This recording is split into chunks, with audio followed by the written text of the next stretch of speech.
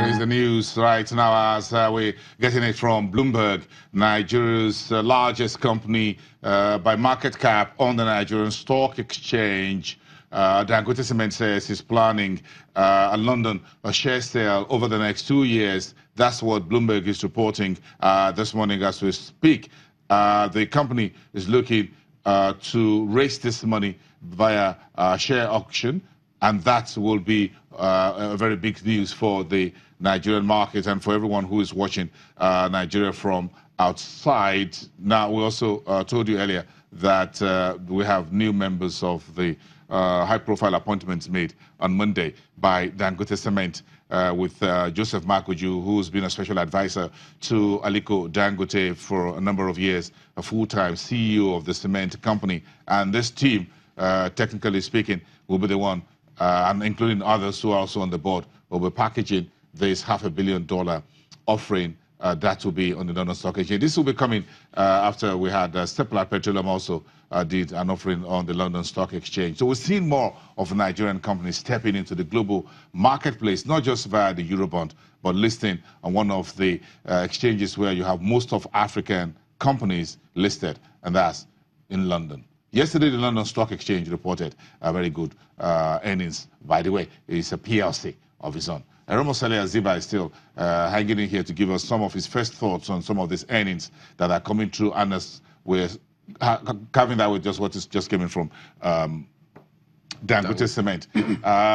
This inclusion of new non-executive directors looks like a very game changer for if you are trying to list in London and you have the wife of the former Prime Minister of Britain, then it looks like you've put your money where your mouth is. Well, definitely. I mean, in terms of perception of the company, looking at the board of directors, those who are running the company, I think it's quite a good move for them. And like you mentioned, with the plan of listing on London Stock Exchange also, it's quite positive for the company. Yeah, when you try to analyze a company, you pay particular attention also to who's who on the board. It's very important, not just the bottom line. Yeah, I mean, even the pedigree of the individuals that are on the board of directors are directing the affairs of the company also play a role in terms of corporate governance is another thing that's quite important, especially when you're going outside the shores of the country. And with this reshuffle and new appointments that we've seen, it's all steps in the right direction for the company. Then if you look at the earnings and you try to place Lafarge side by side, Dangote Cement, it looks like the gap between the two just keep widening each time you see the numbers. I mean, definitely in Nigeria, Dangote Cement remains the major market player in that space, even in terms of earnings, recording PBT of over 100 billion already, recording higher sales. Volume growth has also improved, which also feeds into the general conditions of the economy. We know we had a number of quarters of decline in volume growth in 2014, but from the first quarter result that we've seen volume growth improve in Nigeria, which also signals that activities have started to pick up. We might start seeing more building activities, and all these are positive for the company. When Dangote Cement starts reporting higher numbers, in particular volume sales, that tells you who are the big buyers in Nigeria. Well, if you discount exports from Nigeria by road to maybe Ghana, Niger, and a few others, Nigeria still as a home country, it means that someone is spending money somewhere, and that big person is the big brother. Oh, well, no, not that big brother.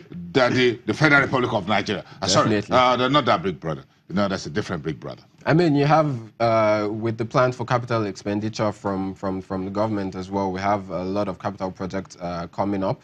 In terms of development in the real estate sector, we have quite a number of construction works going on. We know the dearth of infrastructure in the country and how this has sort of stalled growth over the years. But with increased activities in that space is largely positive. I mean, even in terms of job creation, I mean, for construction of companies, you're going to hire laborers. That's going to, so that's how the flow of funds will move around and generally improve conditions. Because when companies report numbers, it shows that something is happening within the economy. Definitely. That's what it means, really. And in a situation where prices haven't necessarily been raised higher within the period, yes. You can see that volumes have improved, and that's positive.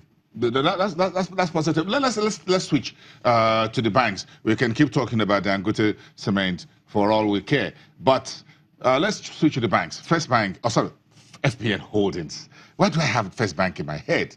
I just keep seeing the building on the island every day, almost have more than half of my life. So it looks like I got that elephant in my head all the time. It's one of the oldest Nigerian banks anyway. The oldest by today. So I really you got the old man in your head. So most people realize First Bank, and they say First Bank, FBN Holdings, because it's a supermarket. It's a financial supermarket.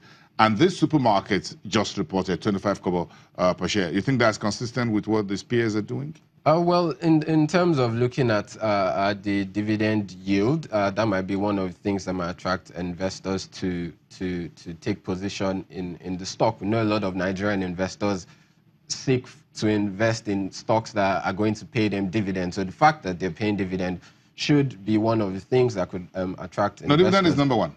Definitely. I don't have dividend, I'm not likely your friend. As an investor in Nigeria, I want that little check, no matter how little it is. And even in terms of the performance of the company, we've seen some improvements with PAT growing over 200% thereabouts to about 40 billion.